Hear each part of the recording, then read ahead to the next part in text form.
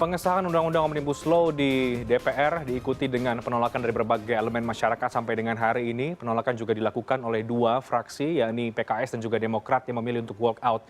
Sementara mayoritas fraksi di DPR yang merupakan partai pendukung pemerintah tetap lanjut mendukung Undang-Undang Omnibus Law Cipta Kerja. Sempat terjadi perdebatan antara sejumlah anggota DPR dengan pimpinan sidang hingga publik memotret Ketua DPR Puan Maharani mematikan mikrofon salah satu anggota yang tengah bicara. Mengapa pengesahan Undang-Undang Omnibus Law ini terkesan tergesa-gesa? Bagaimana kemudian partai mendukung menjawab penolakan dari publik sampai dengan hari ini? Kita akan bahas dengan narasumber yang sudah bergabung di luar studio. Saya akan sapa terlebih dahulu, ada Bang Benny Kaharman, anggota DPR RI dari fraksi Partai Demokrat. Bang Benny, selamat malam. Selamat malam, Bu. Baik. Selamat malam, Prof. Hendrawan. Baik, dan Kang Ujang Komarudin, selamat malam Kang Ujang, pengamat politik. Selamat malam Bang Renhard. Baik. Selamat malam Bang Benny dan Bang Hendrawan. Ya, kami masih menunggu Prof. Hendrawan Supratikno, anggota DPR dari fraksi PD Perjuangan yang sebelumnya sudah confirm untuk bergabung, tapi masih kami tunggu kehadirannya. Jadi saya akan bahas terlebih dahulu dengan Bang Benny dan juga Kang Ujang. Ini sampai dengan hari ini Undang-Undang Cipta Kerja Omnibus Law masih menjadi perhatian. Bang Benny Kaharman juga kemarin setelah ada interupsi dan juga aksi walkout menjadi perhatian Bang Benny Kaharman. Meskipun sudah lewat ya kemarin, tapi kami masih ingin tahu Bang Benny apa yang ingin Anda sampaikan lagi sebetulnya kemarin ketika di ruang sidang sampai Anda meminta ngotot untuk interupsi sehingga kemudian ditolak dan Anda walkout. Apa poin yang ingin Anda sampaikan Bang Benny? Sebetulnya hal simpel yang mau saya sampaikan yaitu mengenai mekanisme pengambilan keputusan. Oke. Mengapa dalam politik di parlemen itu perbedaan pandangan, perbedaan sikap itu hal biasa, tetapi ada mekanisme demokrasi untuk menyelesaikannya.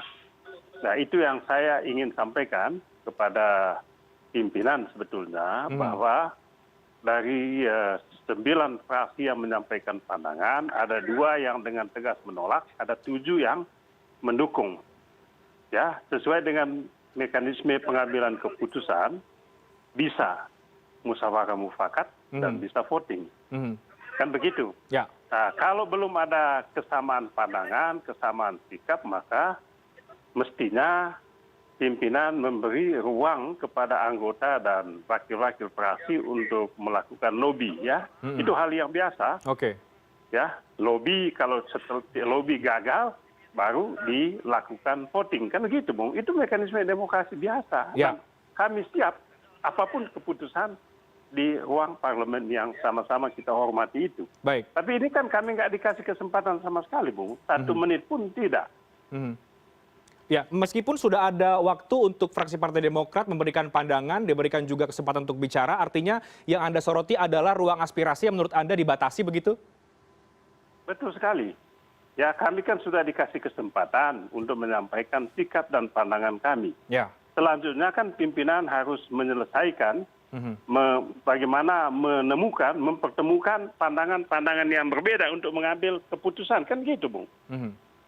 Dan sesuai dengan undang-undang ada 2 mekanisme untuk mendapatkan keputusan. Ada 2 caranya, yaitu musyawarah mufakat dan voting, kan begitu. Oke. Kalau tidak gagal dengan musyawarah mufakat, maka kita masuk ke jalan yang kedua, yaitu voting.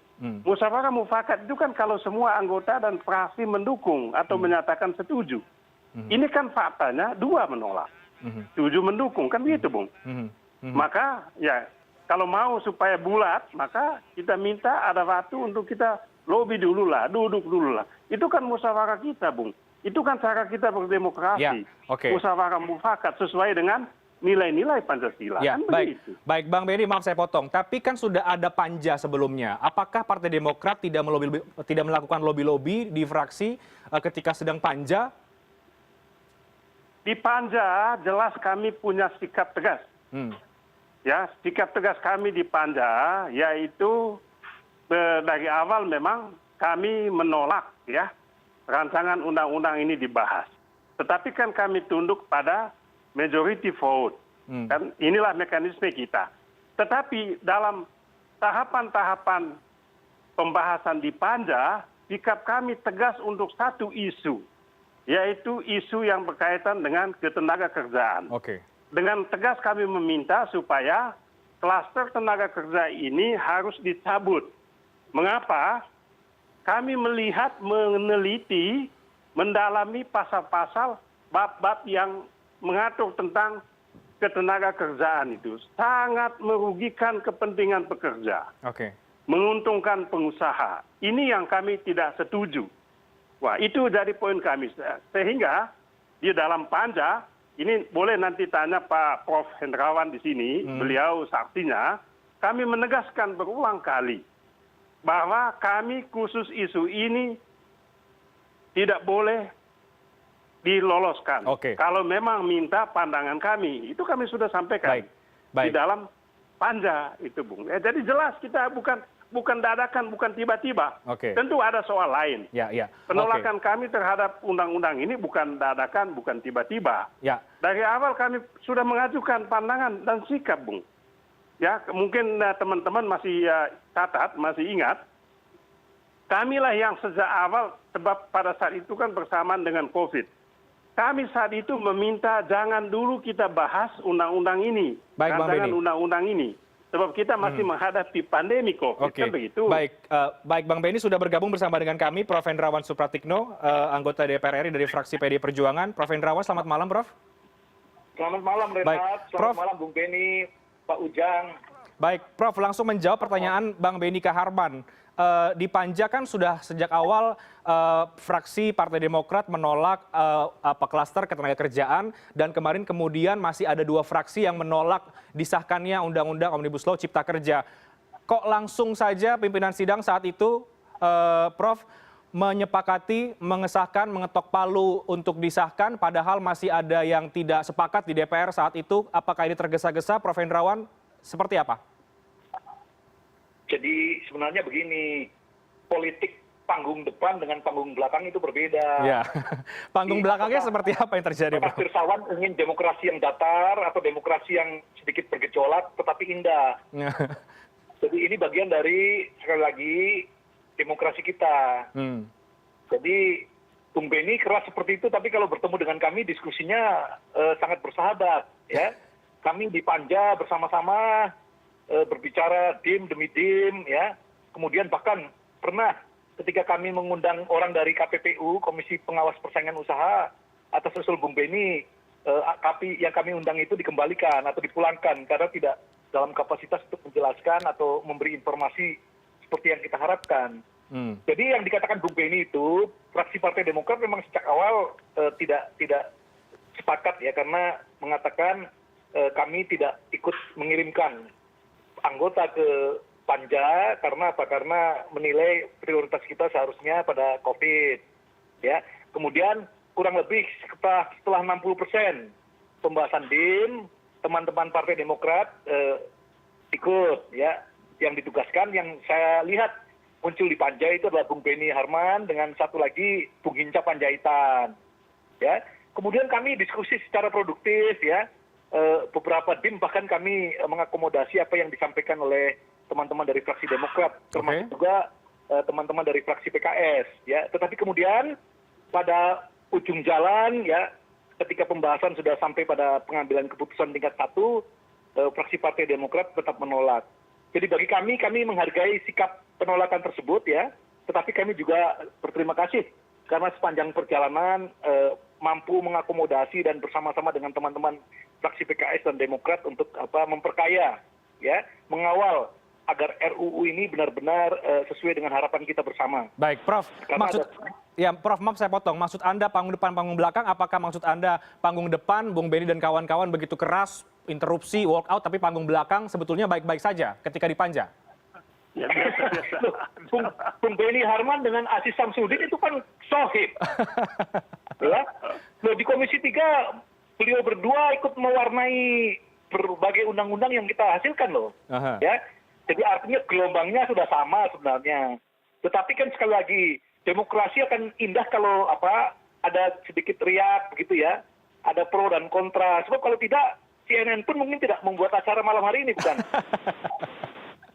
Ya, saya perlu konfirmasi ke Bang Benny Kaharman. Betul demikian, Bang Benny, jangan-jangan hanya gimmick saja ini aksi walkout semalam? Nah, itu yang disampaikan oleh Prof itu betul. Perbedaan sikap, perbedaan pandangan tidak harus diikuti dengan sikap permusuhan. Oke. Saya dengan Prof Hendrawan ini banyak bedanya dalam banyak hal ya soal pembahasan rancangan undang-undang ini. Ya, tetapi perbedaan tajam sekalipun, saya tetap bersahabat dengan beliau, saya tetap menghargai, saya tetap menghormati. Jadi tidak ada masalah pribadi di sini. Tapi saya nyatakan bahwa sikap Demokrat itu jelas. Prof Hendrawan tahu kok. Pada penutupan closing panja rancangan undang-undang ini, Prof, saya sudah tegaskan lagi pada saat itu bahwa apapun persahabatan kita, saya harus menyatakan bahwa fraksi Demokrat meminta klaster tenaga kerja dikeluarkan dari rancangan undang-undang ini. Tetapi itu tidak berarti kami tidak ikut membahas. Kan bukan begitu mekanismenya. Ya. Kan begitu. Soal sikap kami ini tentu kami akan perjuangkan dalam setiap tahapan-tahapan pengambilan keputusan. Di tingkat 1 kami sampaikan itu. Kami menyatakan ketidaksetujuan. Di tingkat 2 kemarin juga kami menyatakan ketidaksetujuan juga. Ini kan hal yang biasa. Dan kami mau menjelaskan mengapa kami tidak setuju dengan rancangan undang-undang ini. Kami punya sejumlah alasan dan ada 5 alasan yang sangat penting. Yang tadi Prof juga sudah menyinggung soal ini. Ini tidak ada urgensinya. Ya, situasi pandemi kita ini tidak bisa dijawab, tidak connect. Kesulitan masyarakat, kesulitan rakyat, kesusahan rakyat dengan rancangan undang-undang ini. Ya, yang kedua, coba bayangkan, dan Prof tahu juga, 78 undang-undang mau disasar, bahkan tambah jadinya 82 kalau saya tidak salah. 82 undang-undang yang mau diubah, mau disentuh. Bahkan satu undang-undang yang dihapus sama sekali. Jadi kita butuh waktu yang lebih mendalam untuk membahas ini. Itu sebetulnya yang kita minta. Kemudian yang ketiga, Bung, ya, kita minta stakeholders lah, kita ajak lah. Ada partisipasi publik lah, transparan lah, ya. Transparan itu tidak berarti ditayangkan di televisi, lalu kita anggap itu sebagai transparan. Dan yang paling penting, itu yang saya ngomong sama Prof Hendrawan. Prof, mana itu nilai-nilai Pancasila, keadilan sosial dalam rancangan undang-undang ini?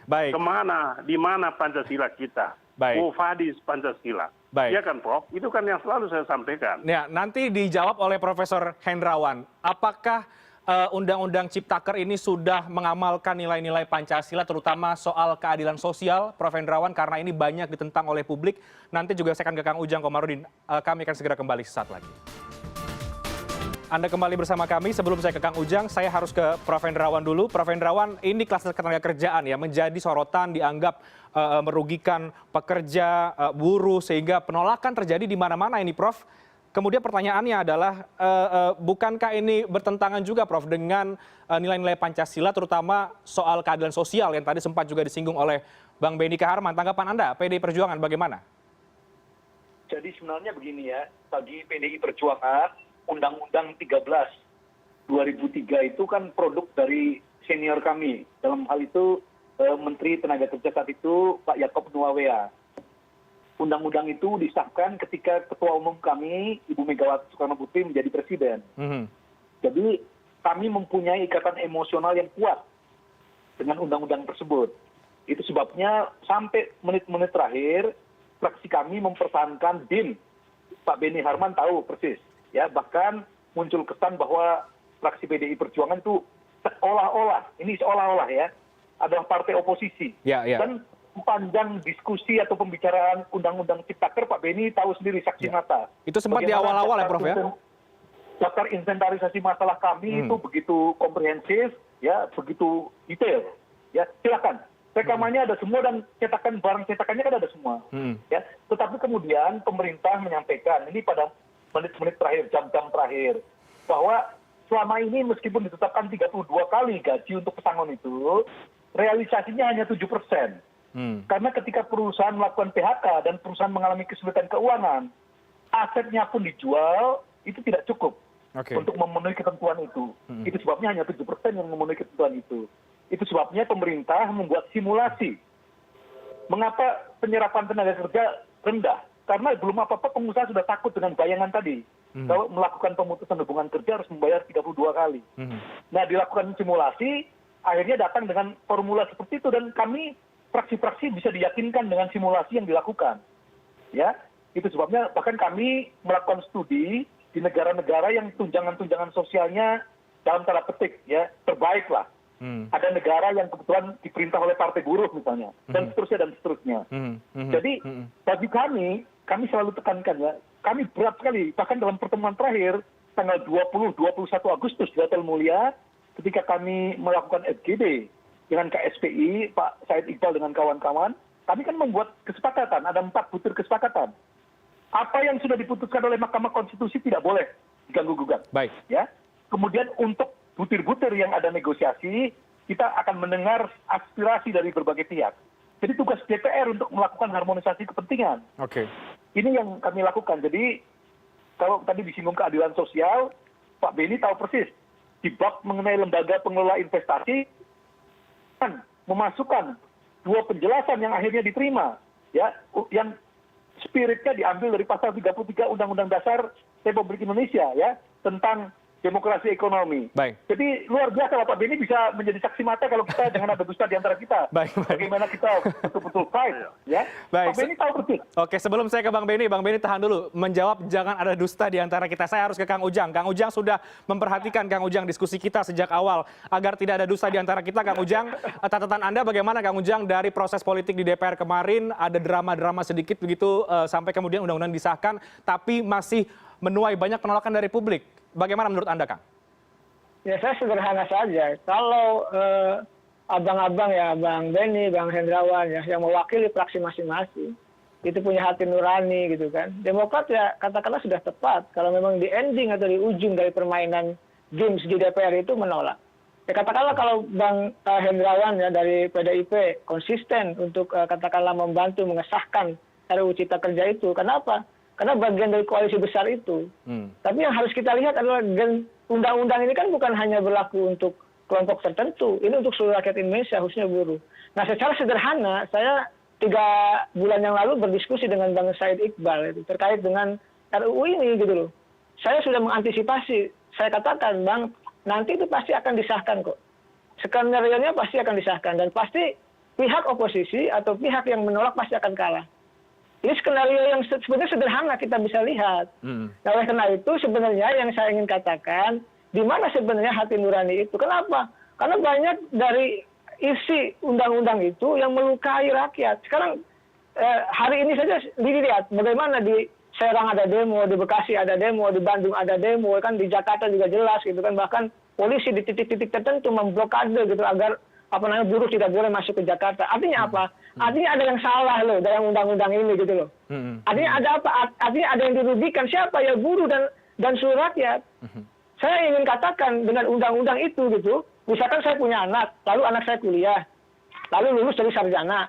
Nah dengan undang-undang ini yang disahkan kemarin itu gitu loh, anak saya itu nanti tidak bisa jadi karyawan tetap loh. Digantung kontrak terus bisa seumur hidup loh. Pesangonnya juga nggak jelas loh. Jaminan kesehatannya juga nggak jelas loh. Lalu ini yang disebut dengan, mohon maaf ya, keadilan versi elit-elit yang ada di Senayan itu gitu loh. Nah oleh karena itu, sejatinya kalau kita memang ibu bapak gitu ya, semua wakil rakyat, itu kan mewakili aspirasi publik. Ini kan tidak. Rakyatnya minta A, tapi elitnya memberi B. Rakyatnya ingin C, elitnya memberi D. Ini persis sama dengan hampir mirip dengan revisi Undang-Undang KPK, revisi Undang-Undang Minerba gitu. Selalu mohon maaf membelakangi apa yang diinginkan atau dikehendaki oleh rakyat. Oleh karena itu, saya sih menilai secara objektif gitu ya. Apa yang dilakukan oleh DPR adalah menurut saya langkah-langkah yang bagian daripada proses melukai rakyat itu gitu loh. Bagaimana hari ini kita banyak yang kena PHK, rakyat banyak yang menderita. Banyak yang nggak bisa makan, tetangga saya kemarin nggak bisa makan. Lalu Omnibus Law ini disahkan di mana poin-poinnya banyak yang merugikan gitu. Oke. Ya, lalu logikanya di mana? Kalau negara ini masih waras gitu ya, masih rasional ya tentu tadi keberpihakan undang-undang ini kepada rakyat, kepada buruh. Nah kalau berpihak pada rakyat dan pada buruh, tidak mungkin buruh itu menolak. Oke. Sehingga tidak mungkin mereka demo. ya, jadi penolakan ini karena adalah bentuk ekspresi karena dilihat ada yang salah dari undang-undang yang setelah disahkan ini ya, Kang Ujang. Yes, kalau happy buruh itu enak, undang-undang itu berpihak ke mereka tidak akan demo. Mereka akan sujud syukur kok. Mereka akan berterima kasih kepada Bang Hendrawan gitu dan Pak Benny dan fraksi-fraksi yang lain. Hari ini kan tidak. Baik. Hari ini kan mereka demo menuntut haknya gitu loh. Begitu Bang Reinhardt. Saya ke Bang Benny Kaharman. Bang Benny, jadi kalau kemudian tadi mengutip apa yang dikatakan Prof. Hendrawan, jangan ada dusta di antara kita. Jadi poin-poin kluster ketenagakerjaan apa yang keberatan oleh fraksi Partai Demokrat sepanjang panja sampai pengambilan keputusan kemarin? Ya, persoalan kami bukan semata-mata soal teknis, Bung ya. Apa yang tadi disampaikan oleh Prof. Hendrawan itu betul sekali. Bahkan tidak ada perbedaan pandangan, tidak ada perbedaan sikap. Yang berbeda itu adalah hasilnya. Hasilnya Pak Prof. Hendrawan dan teman-teman mendukung walaupun mereka tidak setuju. Kami ya hasilnya jelas menolak. Mengapa kami menolak? Kami menyampaikan bahwa ini bagi Demokrat adalah masalah yang fundamental. Apa fundamentalnya? Fundamentalnya adalah berkaitan dengan perjuangan reformasi. Undang-Undang 13 tahun 2003 ini, dan Prof tahu, adalah hasil pergulatan, hasil perjuangan kaum buruh melawan rezim Orde Baru dan dominasi modal pada saat itu.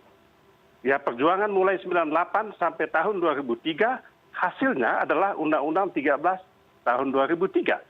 Sehingga kami memandang ini adalah kemenangan pekerja melawan dominasi para pengusaha. Yang pada saat itu, ya, rezim Presiden Soeharto pada saat itu mendukung itu.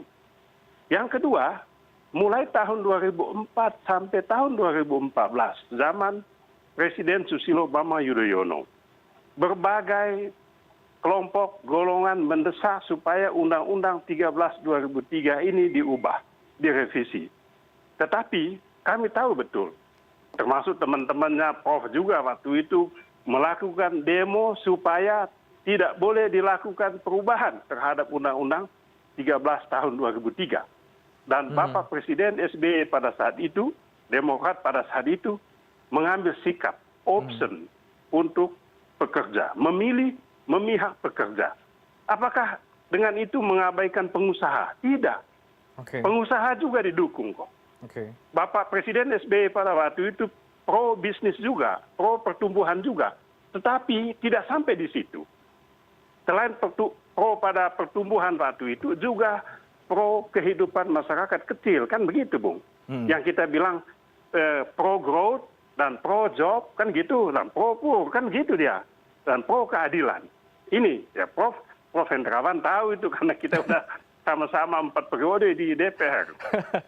Jadi ini yang kita lakukan. Nah, ini yang kami pertahankan sampai dengan detik-detik terakhir pembahasan di Panja. Sayangnya Ketua Balik itu tidak memberikan laporan secara utuh. Ya ini kan politis. Mestinya sampaikan dong kepada publik bahwa satu-satunya fraksi yang menolak dan meminta klaster tenaga kerja itu dicabut adalah fraksi Partai Demokrat. Kenapa itu tidak dilaporkan? Ya. Kan gitu dong, Prof. Baik. Ya, soal lain waktu itu kami sampaikan, kita diskusikanlah. Ada perbedaan, ada pandangan, tapi ada hal-hal yang bisa kita kompromikan. Tapi soal tenaga kerja, kami minta tidak ada tawar-menawar waktu itu. Prof, tahu kan, pernah saya sampaikan, ini sangat sensitif saat ini. Baik, Bapak-Bapak sekalian. Tidak ada kemanusiaan dong kita. Masa PHK, undang-undang ini dibikin hanya untuk melayani kepentingan pengusaha. Baik, Bang Benny. Supaya bisa mem-PHK, ya kan gitu. Baik, Bang Benny. Nanti dijawab, diskusi kita akan kita lanjutkan usai jeda, termasuk kita akan melihat apa yang terjadi di Bandung, Jawa Barat, karena terjadi kericuhan terkait dengan menentang Undang-Undang Omnibus Law Cipta Kerja. Tetap bersama kami di CNN Indonesia Newscast. Saya akan langsung ke Prof. Hendrawan. Prof, itu tadi ya, di Banten kami dapat informasi ada kericuhan terkait dengan demo Omnibus Law, di Bandung juga tadi, dan bahkan buruh juga mengancam akan mogok, sampai ada mosi tidak percaya. Apa jawaban, apa penjelasan dari PD Perjuangan sebagai partai dengan kursi terbanyak di DPR yang mendukung Omnibus Law Cipta Kerja, Prof? Jadi begini, mungkin sebagian nanti setelah membaca undang-undangnya dengan baik akan mengurungkan niat itu ya, karena kenapa, Prof. Hendrawan? Pak Ujang tadi aja saya lihat salah paham ya, misalnya tentang outsourcing tadi, seumur hidup outsourcing. Padahal ketentuannya di situ, meskipun outsourcing, ketika dia pindah ke perusahaan outsourcing yang lain, masa kerjanya diperhitungkan. Bila berakhir, tetap diberi kompensasi. Jadi jangan terlalu didramatisasi, itu sebabnya harus dibaca undang-undang ini dengan baik. Ya, kemudian nanti kita kawal peraturan pemerintahnya, PP-nya, yang diharapkan selesai sesuai dengan kesepakatan 2 bulan setelah undang-undang ini diundangkan nanti, diberi nomor dan seterusnya.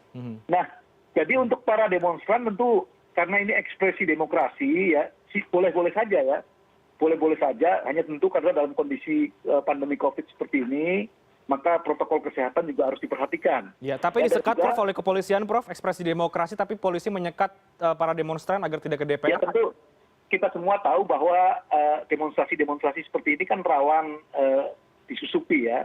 Ada provokator-provokator yang bermain. Kita tidak perlu menuduh ya, tetapi itu hampir hukum atau kondisi yang memang selalu kita temukan. Ya, ketika ada keramaian, ya pasti ada orang yang berusaha memancing ikan di air yang keruh. Itu sebabnya silahkan disampaikan. DPR melalui fraksi masing-masing juga ketika proses ini berjalan sudah mengadakan RDP, ya sudah mencari informasi atau mengadakan SGD dengan pihak-pihak yang terkait. Jadi itu sebabnya memang DPR ini lembaga politik ya, jadi lembaga yang harus melakukan harmonisasi kepentingan dari berbagai kelompok masyarakat yang beda kepentingannya. Itu sebabnya dalam mengharmonisasi kepentingan ini pegangan kami konstitusi. Pegangan kami adalah Undang-Undang Dasar 1945. Itu sebabnya kenapa Pak Beni tahulah yang betapa kami ngotot ya untuk memasukkan spirit tadi konstitusi ke dalam pasal-pasal atau penjelasan dari Undang-Undang Cipta Kerja ini. Itu sebabnya kita harus memahami kenapa sih pada titik pertama pemerintah ingin mengeluarkan Omnibus Law. Omnibus Law ini sebenarnya idenya sudah ada pada periode lalu, DPR periode lalu. Dan itu kami mengadakan pertemuan di Yogyakarta ya untuk mengatasi keruwetan hukum seperti ini. Profesor Jimli Asidiki mengusulkan RUU dengan metode omnibus ya. Kemudian pada Maret ya pemerintah mengusulkan ini dan April mulai dibahas. Jadi spiritnya kan sebenarnya bagus sekali ya. Yang pertama ingin memanfaatkan bonus demografi. Jangan sampai ketika kita menikmati bonus demografi, pengangguran merajalela. Itu artinya kan sia-sia. Yang kedua ingin menciptakan daya saing ekonomi nasional. Ya kan? Yang ketiga menghindari middle income trap. Ciptakan negara berpenghasilan menengah. Nah, hal-hal seperti inilah yang harusnya ditonjolkan. Itu sebabnya melihat respon yang luar biasa ini, ya, sebagian tentu karena tidak membaca dengan teliti, ya, kita akan terus-menerus memasifkan edukasi dan sosialisasi, ya, agar paham mana coba yang kecuali tadi yang 32 menjadi 25 itu pun karena simulasi ya, karena simulasi dan pelajaran dari berbagai negara kita memperoleh pelajaran bahwa kalau ya pengusaha tidak secara sukarela membuka lapangan kerja dengan perhitungan ekonomis, ya, maka mereka berusaha memodernisir peralatannya sehingga menjadi capital intensif. Padahal salah satu keunggulan kita adalah labor intensive industry. Prof, maaf saya potong. Artinya Anda mau mengatakan bahwa kalau ada gelombang penolakan yang cukup besar dari buruh, dari mahasiswa, atau dari sejumlah elemen masyarakat, ini karena mereka belum membaca undang-undangnya dengan teliti, bukan karena mereka kemudian menyoroti poin-poin yang dianggap merugikan, seperti yang sudah banyak beredar di masyarakat. Jangankan teman-teman kita, serikat pekerja dan pekerja, ya, anggota dewan pun banyak yang dari, coba, kalau yang bukan di Panja Balek, ya, atau komisi yang terkait kan belum tahu betul, karena halaman undang-undang ini kan 900 lebih, ya. Itu sebabnya harus dilihat dalam konteks keseluruhan, dalam konteks tadi harmonisasi kepentingan untuk apa? Untuk memajukan kesejahteraan umum. Baik. Saya ke Kang Ujang. Kang Ujang, merespon demonstrasi tadi kalau menurut Prof. Hendrawan juga ini karena belum membaca secara detail. Kalaupun sudah lihat, ini justru tujuannya baik begitu untuk mempercepat investasi dan untuk perekonomian. Dari Anda bagaimana? Ya itu kan versi Bang Hendrawan, dan itu tidak salah. Tapi ada versi rakyat dan versi kita yang kita baca. Saya sudah lama Prof baca juga, bahkan mengikuti, bahkan diskusi-diskusi saya sering diundang juga oleh teman-teman buruh itu.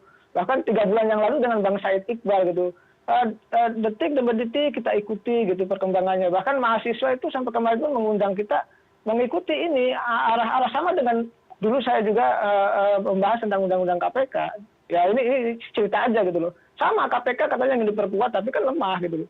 Sama ini juga inginnya gitu ya, ekonomi investasi jalan gitu kan, lalu tenaga kerja juga baik gitu. Tapi faktanya adalah ketika ada gejolak itu kan ada nggak ada asap kalau nggak ada api kan gitu. Kalau nggak ada persoalan tidak akan ada gejolak gitu. Ya, output ada feedbacknya begitu ya. Iya, jadi pasti ada respon. Kalau kita ikuti teori sistemnya David Easton pasti itu. Kalau ada ada input, ada proses, ada output, lalu ada feedbacknya. Nah ini persoalan, tapi oke lah gitu kan. Ini kan sudah disahkan nih secara politik. Itu kemenangan bagi koalisi besar partai pemerintah gitu kan.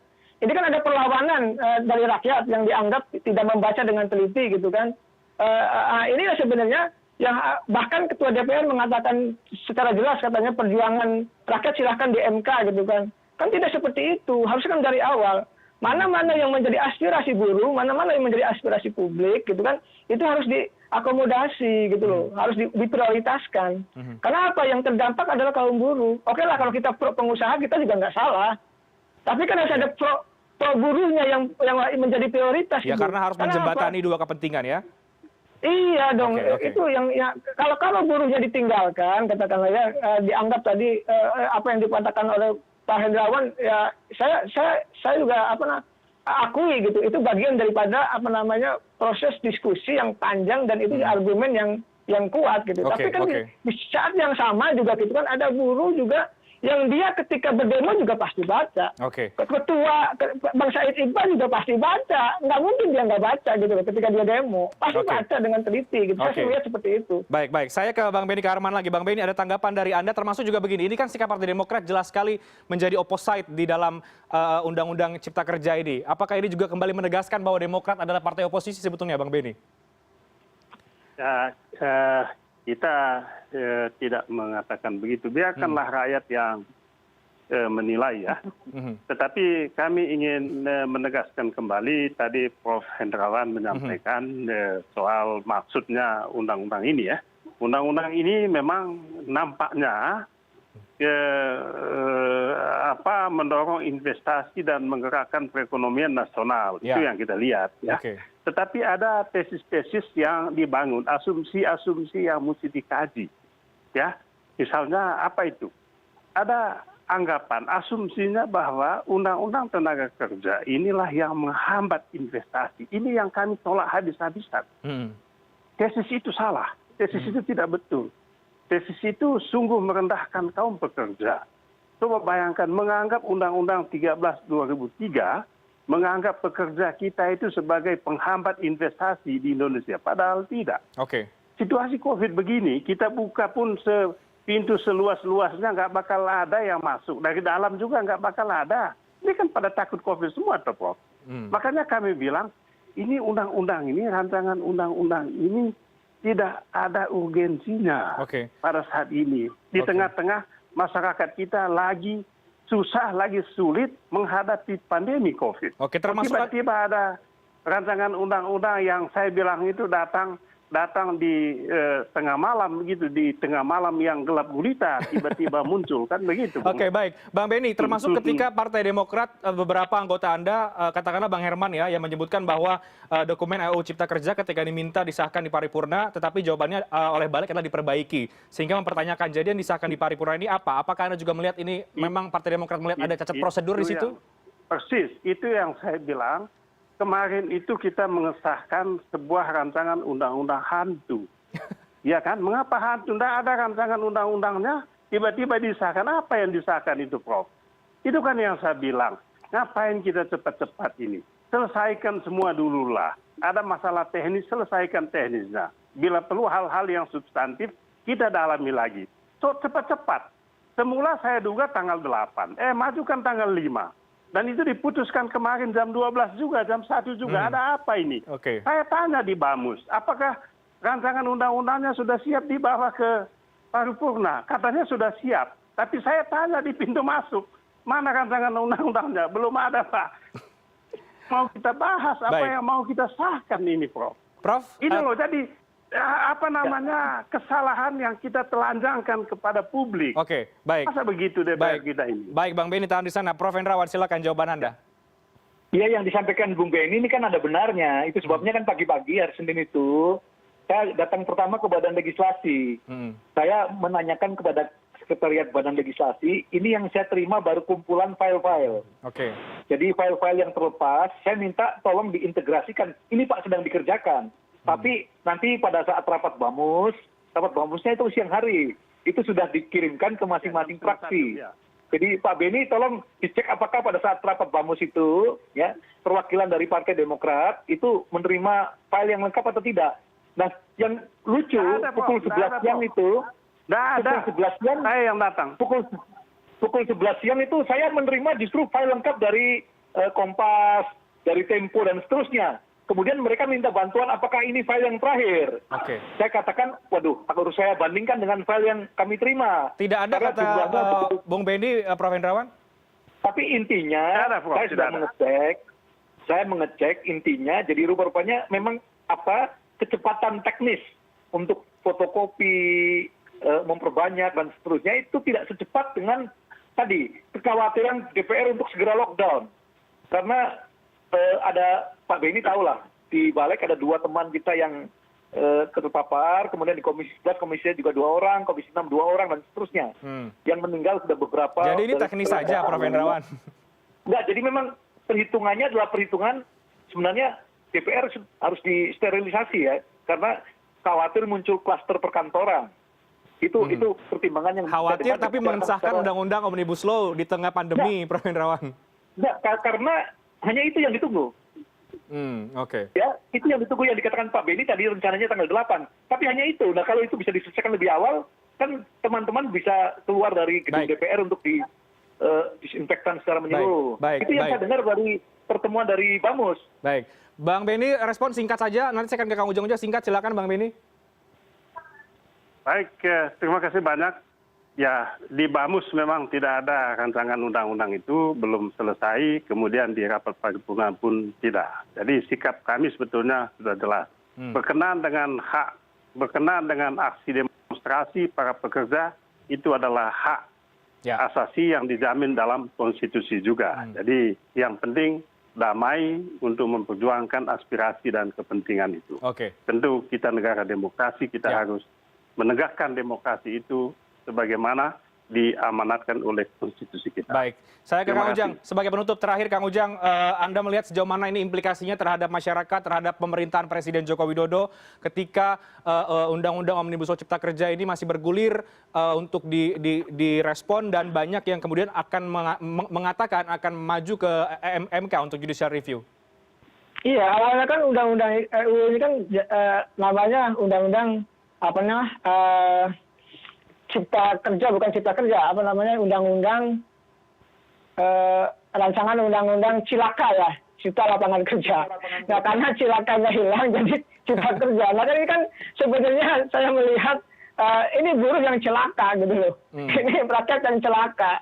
Jadi ini sebenarnya menjadi momentum ya bagi publik untuk sebenarnya sadar gitu loh. Dan elit juga harus sadar bahwa ada kepentingan publik yang lebih besar yang harus kita perhatikan. Jadi bukan hanya sisi dari investasi saja, tapi bagaimana persoalan lingkungan, ya kan?